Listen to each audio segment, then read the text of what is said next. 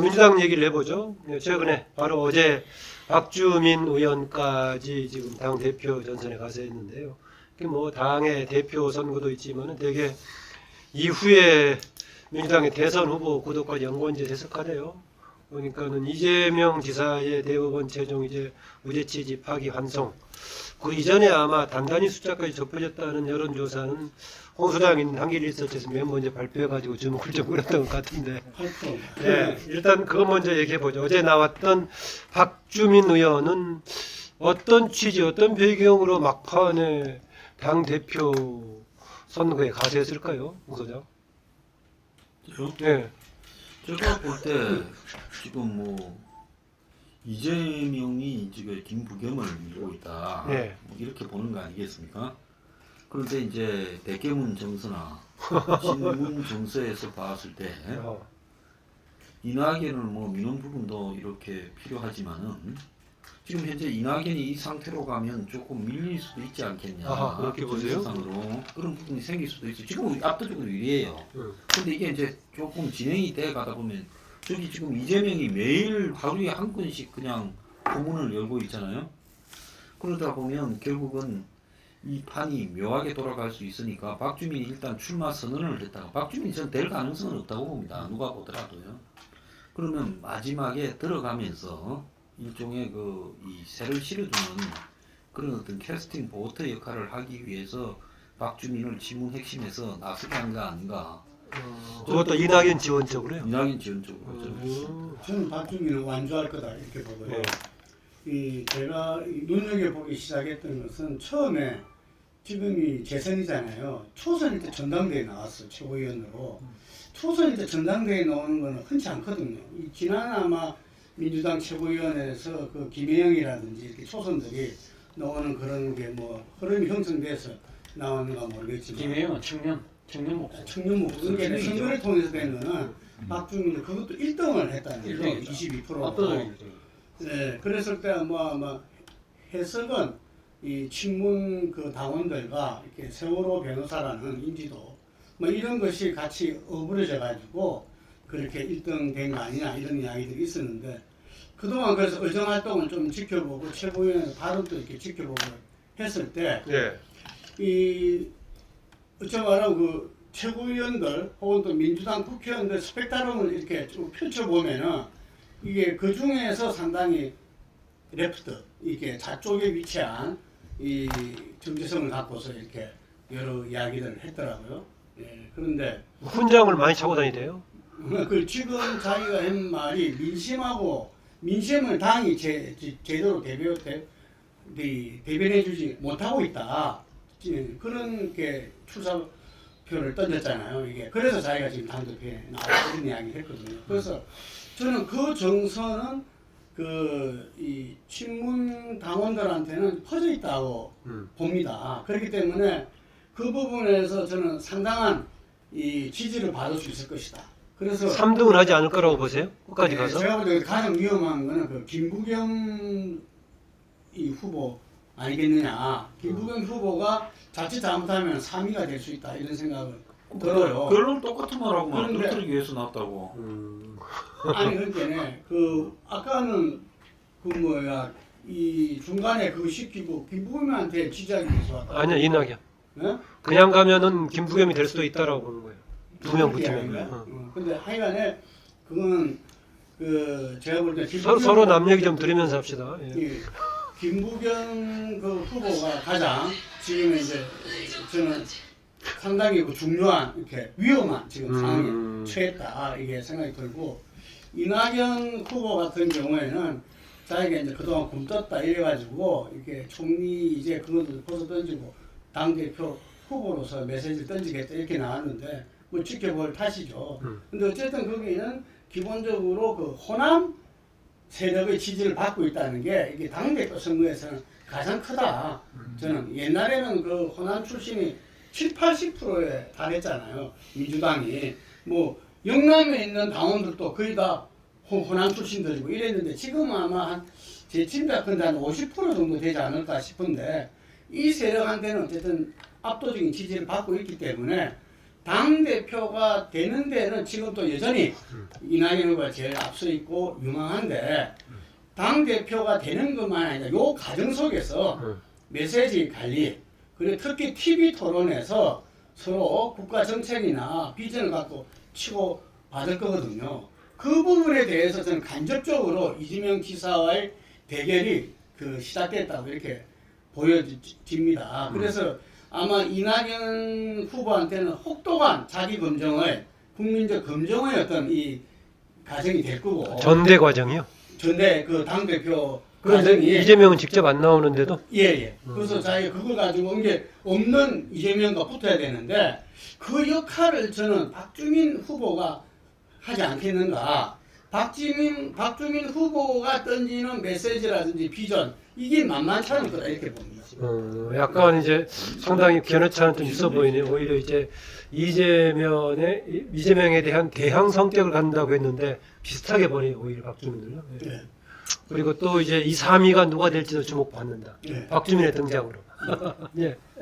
저는 사실 박주민을 옛날부터 좀 주목을 했는데 저는 어제 그거 보면서 박주민이 단순하게 당권 도전하러 놓은 거 아니다. 저는 차기 대권 노리고 나왔다 생각. 왜냐하면 박주민이가 이번에 당권 이길 수 없습니다. 제가 냉정하게 판단했을 때.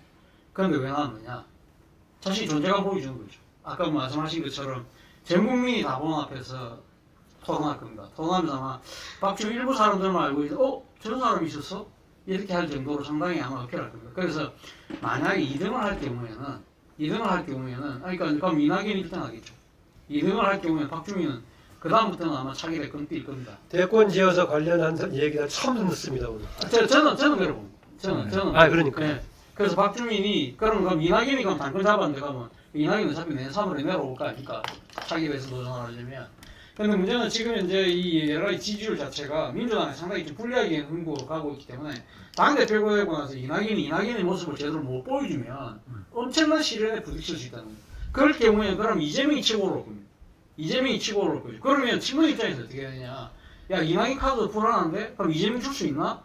그럼 저 똘똘한 저 박주민 어떻게 생각하지? 이때 박주민이가 계속 자기 목소리 내면서 이재명하고 뭔가 이거 뭐 어떤 데는 뭐 같은 목소리 내고 어떤 데는 차별하는 목소리 내면서 아마 이 박주민의 스피커가 상당히 클 겁니다. 그런 식으로 하면 내년에 본격적인 대선 경선 들어가서 이낙연, 박주민, 이재명이 붙으면 만약에 이낙연이 힘든 걸 질 거라고 생각하면 신문들 선택에 들어갈 것이냐. 저는 충분히 박주민이 그런 계산을 한다고. 그 이게 지금 1971년도에 시민당에서 40대 기술을 나왔지 않습니까? 그 이후로 지금 사실 시민당 대열에서 이렇게 40대가 이렇게 치고 나온 경우가 거의 없었거든요. 물론 그러니까 옛날에 다 다른 당에 돌아다니고 이인재 가면 깝죽거리다가 말았지만 저는 이 40대 이 새로운 40대 기준으로 치고 오고 하면 박주민이 또 스토리텔링도 되고 뭐 여러 가지 또 이야기가 많지 않습니까? 그렇기 때문에 저는 그런 가능성, 제 정치적 상상력이 좀 너무 빠르게 너무 멀리 갔는지 모르겠는데 저는 그럴 가능성이 있다고. 박주민 입장에서는 그런 상상력을 펼칠 수가 있겠죠. 그러나 박주민의 상상력인지 우리 그 차기 그건 모르겠어요. 상상력인지 정치인들은 그런 야망과 그런 상상력을 갖고서 움직이는 게 그거 없으면 정치인은 아예 그냥 동력 자체가 소멸돼 버립니다. 박주민이 저기 당의 국민을 대표해야 되는데 뭐 제대로 못하고 있다 이렇게 그래 표현을 했는데 만약에 아마 결과가 입증을 하겠죠. 실제 박주민이 지금 본인이 국민을 대표할 수가 있을런지 없을런지 제가 볼 때는 그 부분은 반신반의예요. 박주민은 국민을 대표하는 스타일이 아니고 내부 친문, 친노, 어쨌든 내부 특정 섹터를 대변하는 인물이지. 국민 그 사람. 국민들의 아직 그걸 대변하고 그거를 지금 검증은 아직 하지 못한 상황이에요. 5분 전당대회에서 출마를 해서 그걸 검증을 받아낼 수만 있다면야 본인이 생각하는 그런 정치적 상상력을 실현할 수가 있겠죠. 그런데 지금까지 우리나라 국민들의 스타일상으로 놓고 보면은 당의 리더로서는 그런 캐릭터가 그래도 수행이 되는데 국가 지도자로는 어떻게 될는지 내가 회의적이에요. 예. 그러면 왜 박주민이가 나왔느냐? 그거는 뭐 본인의 상상력에 의해서 자기 정치적인 야망을 위해서 나올 수 있으니까 그거는 별건을 하더라도 제가 보건대는 2등에 포커스를 맞추는 것 같아요. 뭐 1등은 쉽지가 않는 거고 이게 지금 그런데 당심의 80%가 차지한다면 더더욱 내가 볼 때는 내가 볼 때는 2위 싸움에서 어느 정도 승산이 있다고 보고 일단은 2위가 된다면은 이거는 지금 현재 민주당의 당 구조상을 놓고 본다면 대단히 그 의미 있는 그 승리가 될 수가 있습니다. GS 당대표가 될 수 다음에 있다. 대선이 아니더라도 네. 요 다음에 서울시장이라든지 그렇죠. 뭐 그렇게 하는 예. 비상이 돼. 그렇죠. 이번 전당대회에서 당 대표가 이제 누가 됐든 간에 바뀌면은 그때부터는 이제는 당 대표들이 어쨌든 대권이라든지 새로운 그 미래 권력을 나가기 때문에 그 청와대의 어떤 건립은 이거는 이 약해질 수밖에 없고 그 원팀도 깨질 수밖에 없다. 그래서 민주당의 어떤 새로운 어떤 변화는 불가피하다 이런 겁니다. 오늘은 상당히 그 토론 성격이 강한 이제 의견들이 좀 많이 제가 나왔습니다. 10초만 이야기, 예. 박주민 이야기해서 예. 의계인 2002년 는 아마 많은 민주당 당원들을 생각하지 않을까? 노무현의 기적 예. 이런 부분들이 사실 이 옛날 DJ 정권 정부 동교동이 꽉 쥐고 있는데 그 강하다고 생각하는 사람은 과연 몇 명 됐을까요? 당시는 뭐 지역구도도 있었고 그랬으니까.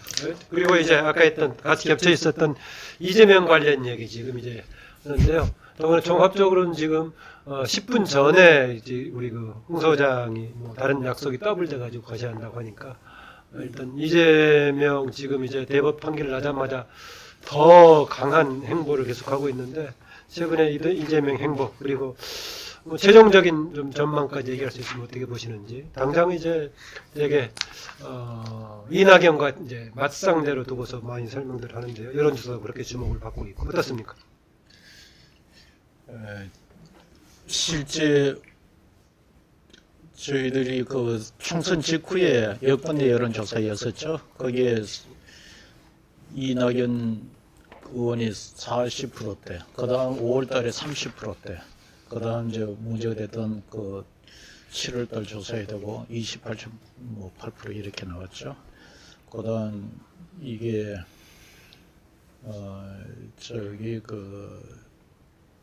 거기에 비해서 이재명은 10% 모정으로 이렇게 나오다가 이제 20% 그 점에서 8.8% 격차가 좁혀져 오는데 그 격차가 보면은 좁혀졌던 주 동인이 뭐냐면 20대 30대들이 집중적으로 이재명을 지지를 합니다. 그래서 이재명 지지자들이 보면 뭐 팬덤이라고 표현하는데 아주 강력한 지지층들이 있어요.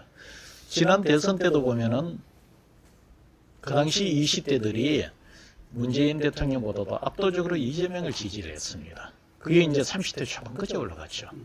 그래서 이재명의 지지율이 올라가는데 이재명은 이낙연하고 달리 지지율이 상당히 그 외연의 가능성은 별건으로 하더라도 그 강력한 지지층이 형성이 되어 있는 것은 사실인 것 같습니다.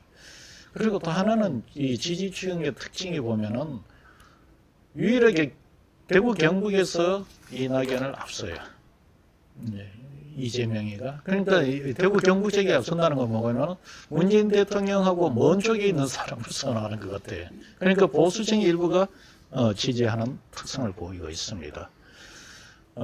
그래서 이 향후 이제 저거 보건대는 반면 이낙연은 문재인 대통령의 지지율하고 같이 움직이는 이런 특성을 갖습니다. 그래서 내가 보건대 아마 문재인 대통령이 랜덕이 오지 않고 국정을 성공적으로 잘 마무리하면은 이낙연 쪽으로 많이 유리해질 것 같고 만약에 지지율이 급락해서 아주 극심한 랜덕으로 가게 되면은 이재명이가 좀 유리해질 수 있는 이런 어떤 그 여론의 성격을 지금 타고 있지 않나 이러고 있죠. 지금 얘기하신 여론조사 관련해서는 여권 내부에만 했을 경우에는 경북 지역에서 이재명이 앞설 수도 있을 겁니다. 그런데 여야 가리지 않고 조사했던 최근 조사에서는 이재명이 유일하게 앞섰던 곳은 경기도 지역이었다. 리얼미터 조사에서 말씀드리고요. 그리고 또 하나 보니까 이재명이 최근에 그 서울시장, 부산시장 민주당 무공천 관련 논란에 대해서 본인의 취지는 그것이 아니었다라고 오늘 또 얘기했네요.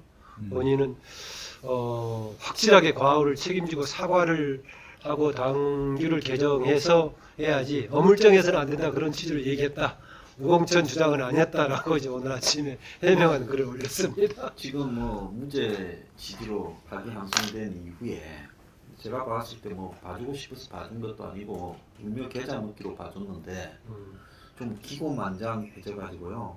그냥 매일 그냥 말폭탄을 쏟아내는데 저 사람이 장기가 그야말로 이 1대1로 붙었을 때 이 퍼볼 수 있는 그런 어떤 선동력 이런 게 장기라면 그 사람의 치명적인 단점 또한 통제가 되지 않는 부분이라고 봅니다.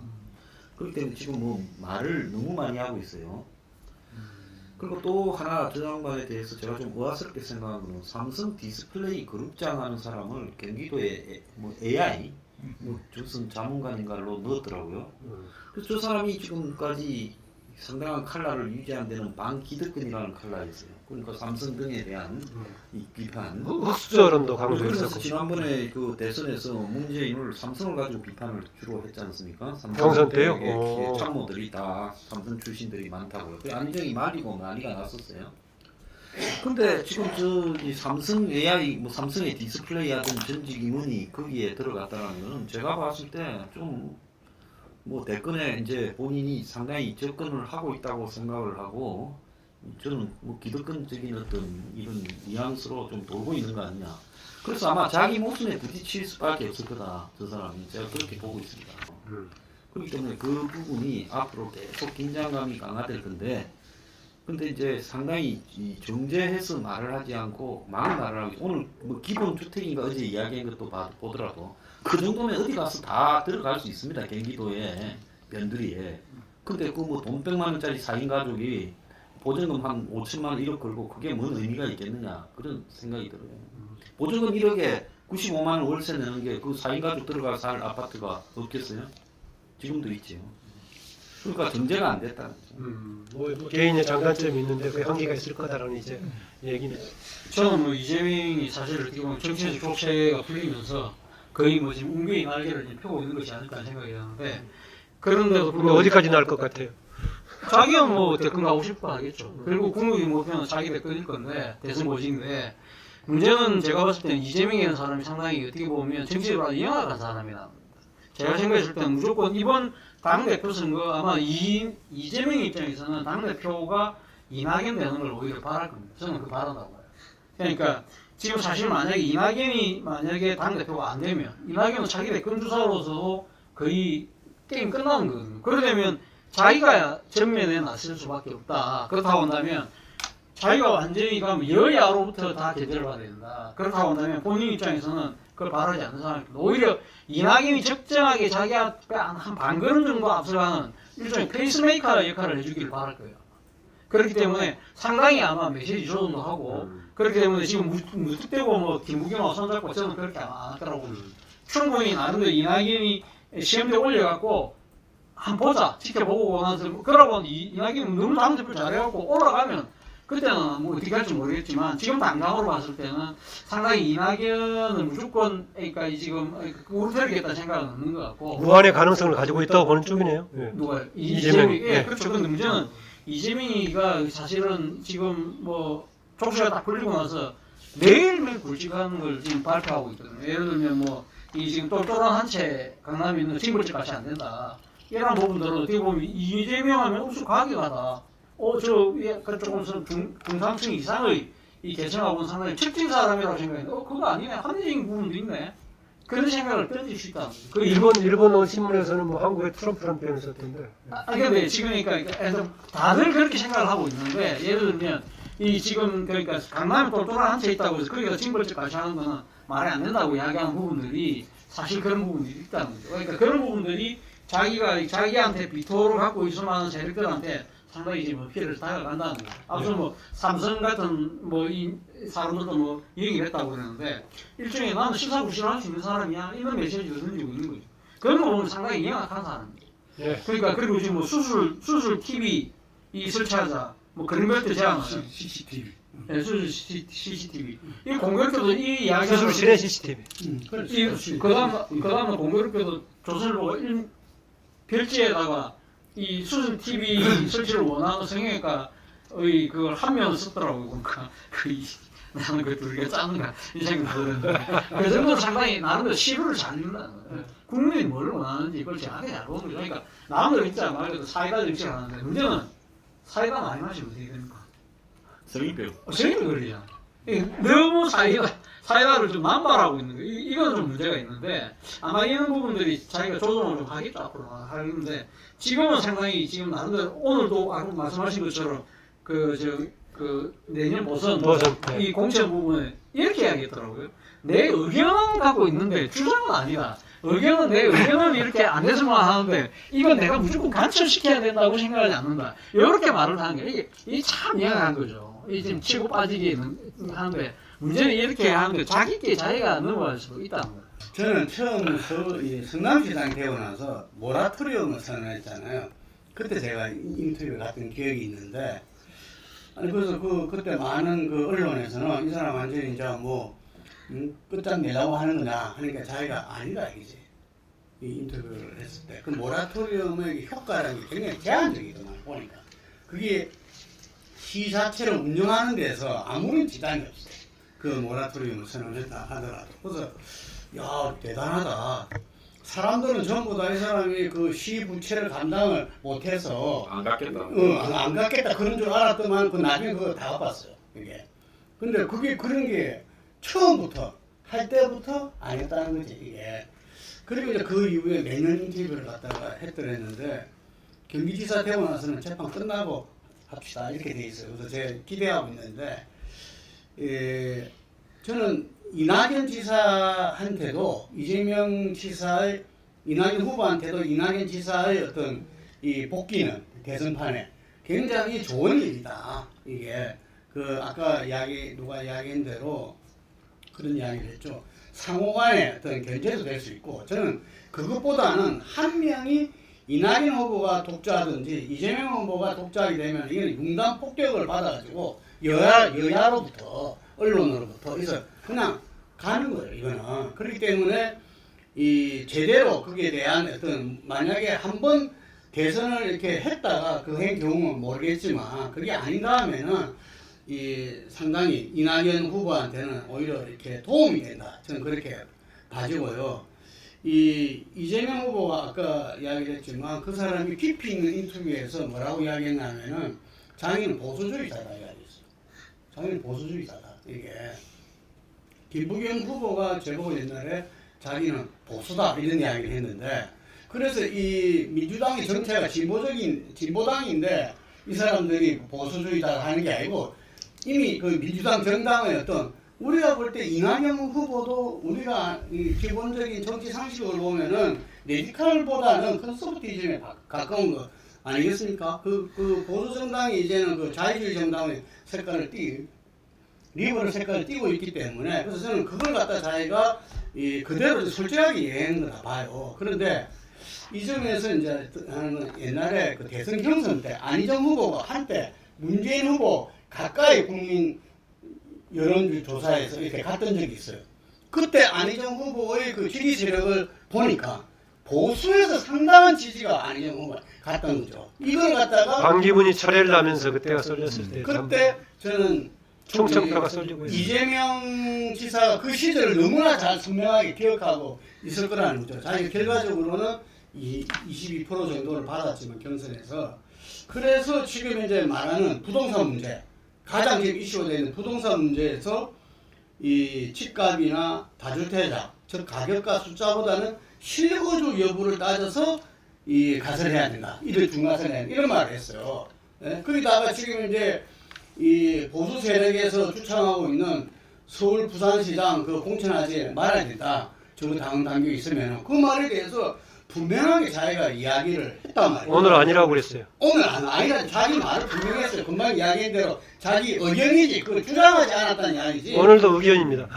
그러니까 자기 말로는 정치인 신뢰가 중요하기 때문에 공천하면 거짓말하는 거다 이런 말을 분명하게 했다는 이야기죠. 그런데 이 부분들이 금방 이야기한 대로 조선일보에서 부동산 그 이야기할 수수신 CCTV도 있는 톱으로 이야기하고 지금 보수 세력에서 이재명을 다시 보기 시작인 거예요. 이게 그러니까 공중파 인터뷰에서 자기는 보수주의다 이렇게 이야기를 했거든요. 그래서 저는 이재명의 어떤 끝이 어디냐 이렇게 볼 때는 오늘 또 보니까 한겨레 일면에 경기도에서 공공임대주택을 이렇게 짓겠다. 그 주거에서 어떤 이 공공적인 부분을 갖다가 실천하겠다는 걸 말했어요. 이게 만약에 실제로 이루어진다면 엄청난 거죠, 이게. 그래서 그 끝이 어딘가는 좀 더 우리가 지켜봐야 되는데, 예. 어쨌든 민주당 대선판에서는 또 우리 전체 대선판에서는 굉장히 유익한 어떤 대법의 판결이었다, 여러분. 네, 알겠습니다. 우리가 이제 정치인들 대체로 우리나라에서 평가할 때 구체적으로 정책 노선의 보수 진보를 따지기보다는 행태의 급진성 여부를 가지고 좀 따져서 진보네. 네, 그렇게 얘기를 하고 있습니다. 그렇게 본다면은 트럼프를 우리나라에 놓고 봤을 때 어떻게 할 것인가? 당연히 미국 쪽에서 보자면 우익 급진주자라고 이제 보는 것인데 그 점에서는 이제 이재명이 어떻게 갈지 좀 평가가 다를 수 있을 겁니다. 상대적으로 지금 이낙연 지금 의원 얘기는 좀 덜 했는데 한마디씩 듣고 마무리를 하고 나머지는 가신 다음에 추가해서 하도록 하겠습니다. 이낙연 의원 이번에 특히나 이제 이재명 지사가 여러 가지 얘기를 하니까 당신은 뭐 하느냐 얘기하니까 그동안에는 자기는 책임질 수 있는 자리에 있었기 때문에 함부로 얘기할 수 있는 입장이 아니었다. 앞으로 후보가 된다면은 조금 더 자유스러운 입장에서 얘기하겠다라고 한두 마디씩 조금 얘기를 하기 시작했습니다. 앞으로의 행보라든가 그동안 해왔던 행보에 대해서 어떻게 평가하시는지 듣고자 합니다. 한마디씩만요. 재보선 이야기 안 하고 그러면. 네, 이거 하고 나서 이제 가신 다음에 재고서 뭐 시간 나면 좀 더 하든가. 일단 이렇게 두 사람 얘기 비교만 제가 한번 예. 볼게요. 이재명 지사는 노무현하고 많이 비슷해요. 이재명 그리고 아까 이야기했던 이 박주민. 달리 표현하면 좀 어려운 말로 표현하면 전형적인 포스트 모더니즘 정치인들이에요. 그래서 이 사람들은 진보 보수의 잣대를 보다도 하는 정치하는 행위, 정치 양식, 스타일. 이 스타일이 굉장히 논란을 불러일으킬 수도 있고 돌파력도 발휘할 수 있는 그런 특이한 정치인들이다. 그런 정치인이고 또 지금 현재 어쨌든 경기지사직을 갖고 있으면서 본인이 이야기한 거를 도정으로서 입증을 해야 되는 또 그런 상황에 있습니다. 그래서 그 2년 동안을 본인이 어떻게 하느냐에 따라서 대선에 자기 위상을 가질 수가 있겠죠. 반면 아까 이야기했듯이 일정 부분 보수 쪽에서 또 문재인으로부터 멀리 있는 쪽의 지지가 일정 부분 지금 형성되는 것은 이 이재명으로 봐서는 굉장히 딜레마가 될 것이다. 반면 그러면 이낙연 어떤가? 이낙연 아까 말씀드렸지만은 현 정부의 초대 총리를 하면서 상당히 장수 총리를 하면서 문재인 대통령하고 상당히 많이 오버랩이 되는 그런 과정을 거쳤습니다. 그런데 이제 이 이낙연 지사도 이제는 의원이지만은 조금 요즘 와서 딜레마에 빠지는 게 문재인 대통령의 지지율이 하락하다 보니 문재인 정부에 대고 지금 이 실정이나 비판받는 정책에 대해서 당시 총리로서 의견을 개진을 요구하는 과정이 되고 현 정부와는 좀 다른 이야기를 지금 약간씩 추상적으로 지금 비치고 있습니다. 그러나 그것을 명확하게 하지는 못하고 있어요. 아마 상당히 지금 이낙연 의원이 그 부분과 관련해서는 딜레마인 것 같아요. 전대 이후는 좀 상황이 달라질까요? 전대 이후에는? 그거는 제가 볼 때는 그렇지도 못할 것 같습니다. 만약에 여기서 이 이낙연 지사가 문재인 대통령으로부터 많이 벗어나 버리게 되면은 이 동행해가는 어떤 저기 패턴이 무너져 버릴 경우는 다음 대선까지 가기가 굉장히 어려움이 있고 예. 그렇다고 해서 같이 가기는 굉장히 애로사항이 있는 이런 아주 묘한 양쪽의 딜레마가 있습니다. 네, 다른 분이.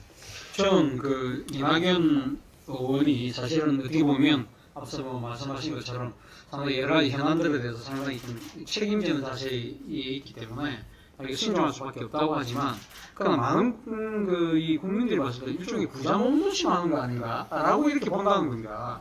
너무 좀 소극적이다는 생각을 많이 한다는 거예요. 예를 들면 앞서 이재명이 이야기했던 사이다처럼 이야기했던 서울 부산 재보선 공천 하지 마자 그렇게 치고 나왔을 때 그 이전에 이낙연 의원이 뭐라고 이야기했느냐, 현 지도부가 결정을 해라 그렇게 이야기할 거예요. 그러니까 자기가 지금 자기 지도부를 지금 맡을 사람이라고 주장하는 사람 그럼 자기 의견, 그러니까 쉽게 말하면 여러 가지 현안들에 대해서 자기 의견이 없다는 거예요. 자기 의견은 안 된다는 거예요. 그걸 갖다 뭐 항상 남한테 미루는 듯한 모습을 보이고, 기본소득 논의가 한참 나왔을 때 좋은 논의라고 이야기했지 자기 입장은 없는 겁니다. 그거는 그러니까 모든 사안에 대해서 항상 자기 입장이 없는 거예요. 그러니까 사람들은 답답해하는 거죠. 아, 이낙연의 정치는 뭘까? 이낙연의 비전은 뭘까? 항상 캐스팅 바꾸는 거예요.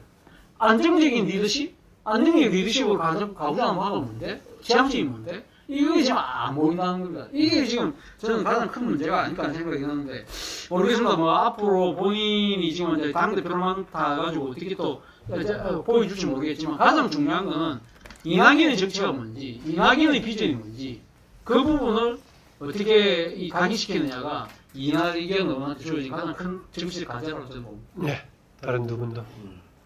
저는 문재인 대통령이 이재명을 이제 회복시킬 준 부분은 이낙연만 가지고 가다가는 이제 박원순도 저렇게 될 마당에 굉장히 위험하다, 대권 이제 창출이 이렇게 보고 어쨌든 이재명을 살려서 다이나믹하게 가야 되겠다라는 부분이 있었을 거라고 봅니다. 그러니까 이재명이 위험하다, 본인을 위해서는 위험하다는 걸 알지만 아예 이재명을 죽였을 때는 대권 창출 자체가 좀 어렵다라는 부분이 있을 거라고 봐요. 사법부 판단에 그런 전략도 좀 반영된다고 많이 보세요? 됐을 거라고 저는 봅니다.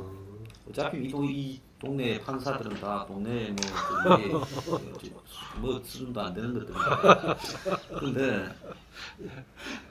근데 이제 이런 부분으로 봤을 때 이제 지금까지는 혼자 뛰는 부분에서 페이스메이커 역할을 해왔다고 저는 보고 있어요. 솔직히 그 사람의 어떤 부분에서 뭐 총리 정도를 하면서 이런저런 부분에 무게감을 가지고 이런 부분을 가지면 되지만은 솔직히 이제 자기 대선이랑 문정권도 결국 이제 1년 8개월 남았는데 이래 시끄러운데 1년 8개월, 1년 10개월 남았는데 앞으로 1년만 더 가면 문을 뭐 내부 집에서라도 공격하고 남부지를 해야 다음 대권이 되지 문을 찬양하면서 대권 될 사람 저는 없다고 봅니다.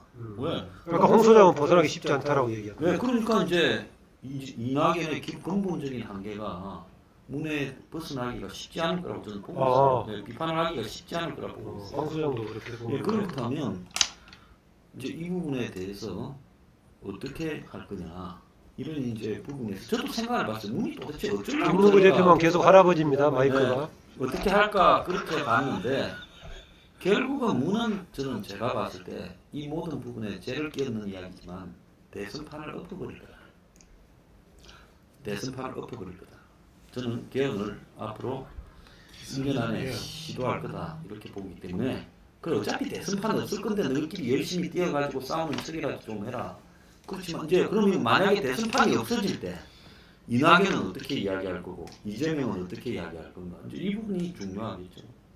홍 소장은 흥미로우면서 논쟁적인 방향 상당히 많이 나는 있으시죠. 하는 소리 할 바에 글쎄, 좋다는 얘기예요. 그래도. 저는 이낙연 후보의 스탠스 내지 메시지는 전과는 달라질 수밖에 없고 이제 당 대표 자의 어떤 행동을 한 것 같아 이런 말을 했는데 보다 더 책임 있는 그런 메시지를 내놓지 않으면 안 되고 실제로 그 캠프에서 여러 가지 나름대로 그걸 이렇게 하고 있다는 이야기 들었는데 역으로 본다면은 지금까지 그게 준비가 잘 안 돼 있다. 제가 아까 그 말씀하신 대로 이제 새로운 당대표 이렇게 미래 권력은 문재인 정부에서 제대로 촛불 시민혁명을 실천해 나가지 못했다면은 그 근본에서부터 그것의 비전과 과제를 갖다가 제시하는 역할을 해야 된다는 거죠. 그 부분에서 저는 이재명과 박주민이 아주 이렇게 건강한 어떤 긴장관계를 갖다가 형성하게 되리라 이렇게 봅니다. 이게 그리고 이 이낙연 후보가 그럼에도 불구하고 이 문재인 대통령과의 그 간격의 그 조정 이 부분들을 갖다가 아주 절묘하게 하지 않겠나. 왜냐면 우리나라 대선 역사에서 독불 장군은 미래가 없다라는 부분들이 지금까지 다 검증되어 왔잖아요.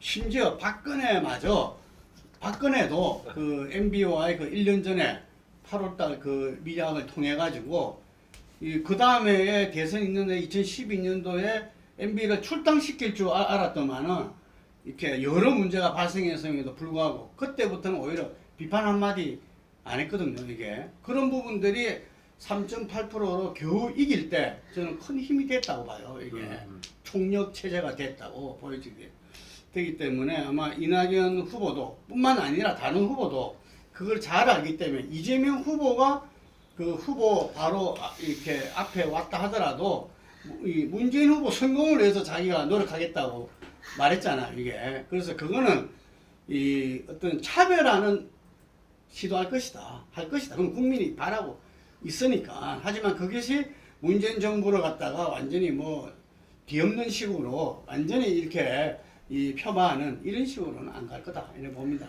예. 그렇지만 어쨌든 본인의 이렇게 이낙연 후보가 본인의 어떤 비전과 메시지에 대해서는 이제는 이 국민적 검증대에 지금 들어섰다 이러고. 예.